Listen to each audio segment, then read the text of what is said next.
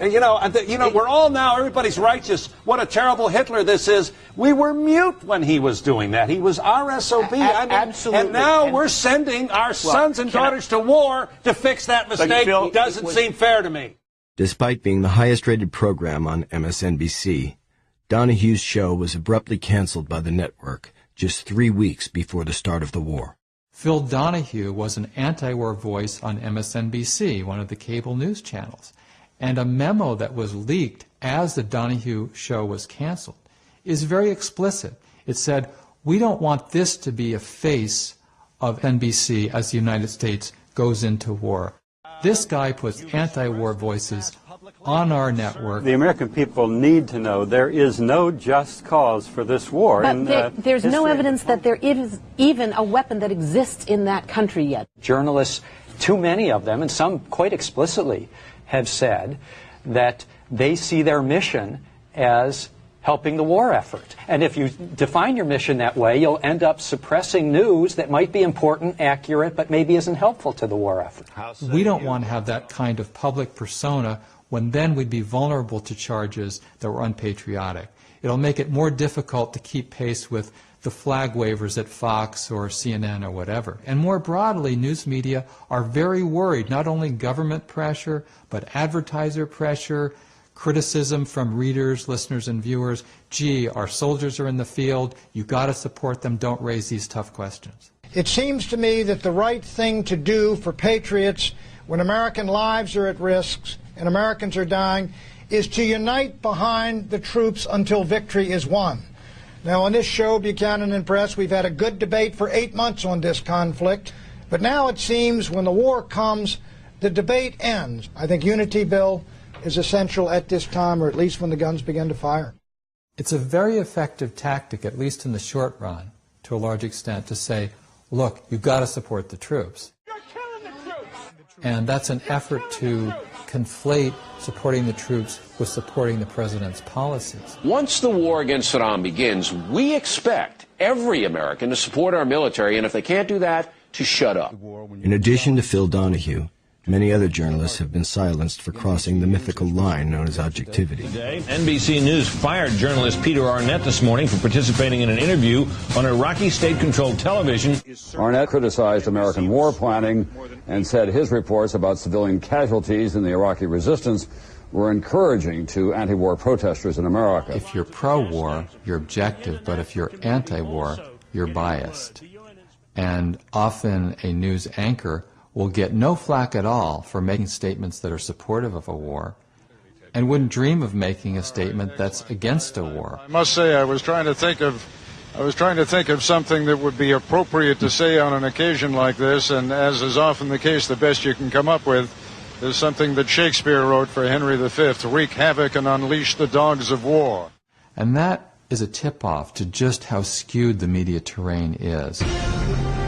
We should keep in mind that CNN, which many believe to be a liberal network, had a memo from their top news executive, Walter Isaacson, in the fall of 2001, as the missiles were falling in Afghanistan, telling the anchors and the reporters, you need to remind people, anytime you show images on the screen of the people who were dying in Afghanistan, you've got to remind the American viewers that it's in the context of what happened on 9/11, as though people could forget 9/11. Where we talked to several people who told us that various friends and relatives had died in the bombing there, in that collateral damage. Nick Robertson, CNN, Kandahar, Afghanistan. And we would just remind you, as we always do now with these reports from inside the Taliban-controlled Afghanistan, that you're seeing only one side of the story, that these U.S. military actions that Nick Robertson was talking about are in response to a terrorist attack that killed 5,000 and more innocent people inside the United States. Kandahar, and we juxtapose what we're hearing from the Taliban with a live picture of the cleanup that continues in Lower Manhattan. Ground Zero, again, a 24-hour operation that has not ebbed. 5,000 killed that day, back on Tuesday, September 11th, their biggest crime, as civilians going to work that day. And yet, we know statistically, the best estimates tell us, that more civilians were killed by that bombing in Afghanistan than those who died in the Twin Towers in New York. And the moral objections that could be raised to slaughtering civilians in the name of retaliation against 9/11, those objections were muted by the phrase war on terror, by the way in which it was used by the White House and Congress, and also by the news media. Free flows of information have been further blocked by a more general atmosphere of contempt for anti-war voices. Among them are a group called Code Pink, which is headed by Medea Benjamin, who's a terrorist sympathizer, dictator-worshipping propagandist. The far-left element in America is a destructive force that must be confronted. Some Americans, sadly, not interested in victory, and yet they want us to believe that their behavior is patriotic. Well, it's not. What? To call the president stupid, he doesn't know much about anything, that's just great. Go with Danny Glover and Susan Sarandon. You fit in perfect. To in any way be defending a torturer, a killer, a dictator who used chemical weapons against his own people is pretty remarkable, but it's a very long tradition in the Democratic Party. Pay no heed to the peaceniks and the left-wing rock stars. They've had their 15 minutes of fame. These people are essentially useless. They are reflexively opposed to war. It's a principled position, but it's the wrong position, and you can't take them seriously as a strategic voice. Millions and billions of useless people out there. If you want to have democracy, you've got to have the free flow of information through the body politic. You can't have these blockages. You can't have the manipulation. While mainstream journalists have rarely called attention in real time to the failure of news media to provide necessary information and real debate, they have repeatedly pointed to their own failures well after wars have been launched. During the course of this war, there was a lot of snap, too, in press coverage. We're at war, the world's changed, we have to root for the country to some extent. And yet it seems something missing from this debate was a critical analysis of where it was taking us. Those of us in journalism never even looked at the issue of occupation. Because it just didn't occur to it. We weren't smart enough. You'd had to go on against the grain. Right, you'd also come off as kind of a pointy head trying to figure out some obscure issue here. Yeah, it's good guys and bad guys. Negativism. News media down the road will point out that there were lies about the Gulf of Tonkin or about weapons of mass destruction in Iraq. I'm sorry to say, but certainly television and perhaps to an extent my station was intimidated by the administration and its foot soldiers at Fox News. We should have been more skeptical. But that doesn't bring back any of the people who've died, who were killed in their own country or sent over by the President of the United States to kill in that country. So after the fact, it's all well and good to say, well, the system worked or the truth comes out. But when it comes to life and death, the truth comes out too late.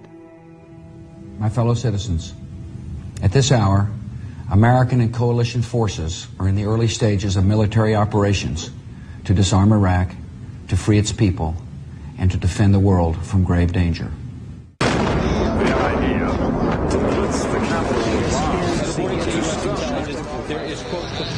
This will be a campaign unlike any other. The senior Iraqi military leadership. Bang, bang, bang, bang, bang. All in the same. Once public support is in place and war is finally underway, the news media necessarily turn from covering the rationales for war to covering war itself. When the president decides he wants the U.S. to go to war, then the war becomes the product.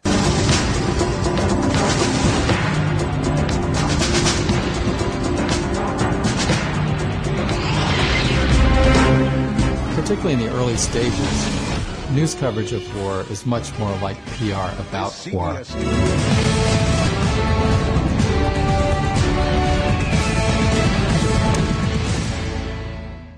Influencing the nature of this war coverage has been a priority of one administration after another since Vietnam, when conventional wisdom held that it was negative media coverage that turned the American people against the war and forced U.S. withdrawal.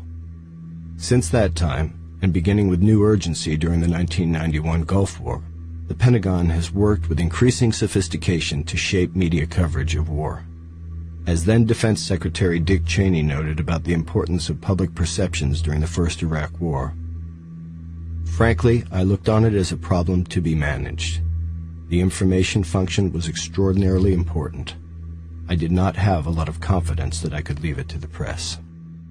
So for the invasion of Grenada and invasion of Panama in '83 and '89, Then the Gulf War in early 1991, it was like a produced TV show, and the main producers were at the Pentagon. They decided, in the case of the Gulf War, exactly what footage would be made available to the TV stations. They did nonstop briefings utilizing the increasing importance of cable television. They named it Operation Desert Storm. Breaking news of what's now officially called Operation Desert Storm. Good evening. Operation Desert Storm rages on. All that sort of stuff was very calculated, so you could look at that as an era of media war manipulation from the standpoint of the U.S. government. Then you had a different era. You had the invasion of Iraq in 2003. Scores of American reporters have now joined U.S. military units in Kuwait as part of the Pentagon's effort to make any war with Iraq what the Pentagon calls a media-friendly campaign. Another part of that effort is on display at the U.S. Military Command Center in Qatar. A Hollywood set designer was brought in to create a $200,000 backdrop for official war briefings. And tied in with that is the worship of Pentagon technology. I've fallen almost in love with the F-18 Super Hornet because it's quite a versatile plane. I got to tell you, my favorite aircraft, the A-10 Warthog. I love the Warthogs. This morning around 4 a.m. local time, the first three took off, and when you're 300 feet away from them when they do it, you hear it in your shoes and feel it in your gut. The Pentagon's influence on war coverage has also been evident in the news media's tendency to focus on the technical sophistication of the latest weaponry. Should they have used more? Should they, use a Moab, the mother of all bombs, and a few daisy cutters, and, let's not just stop at a couple of cruise missiles. Newest, biggest, baddest U.S. bomb. We'll pound them with 2,000-pound bombs and then go in. 2,000-pound bombs in urban areas? Oh, sure. The plane I'm holding in my hand here, the F-117 stealth fighter, was used in these attacks significantly. How do you steer this thing? You have a stick, is that right? Sure. We have both of us have matching center stick with left throttles. You can do every war. We have U.S. news media that have praised the latest in the state-of-the-art killing technology, from the present moment to the war in Vietnam. B-57s. The British call them Canberra jets. We're using them very effectively here in this war in Vietnam to dive bomb the Viet Cong in these jungles beyond Da Nang here.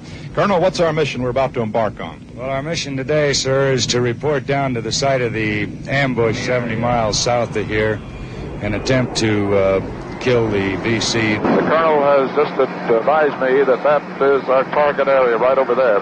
1, 2, 3, 4, we dropped our bombs, and now a tremendous G-load as we pull out of that dive. Oh, I know something of what those astronauts must go through. Well, Colonel, it's a great way to go to war. And there's a kind of idolatry there. Some might see it as worship of the gods of metal. That's the JDAM. It is a 2,000-pound bomb that is deadly accurate, and that is the thing that is allowed us in Afghanistan and will allow us in this next conflict to be terribly accurate, terribly precise, and terribly destructive. Amazing. In fact, even as U.S. military technology has become increasingly sophisticated with the development of so-called smart bombs and other forms of precision-guided weaponry, civilian casualties now greatly outnumber military deaths, a grim toll that has steadily increased since World War I.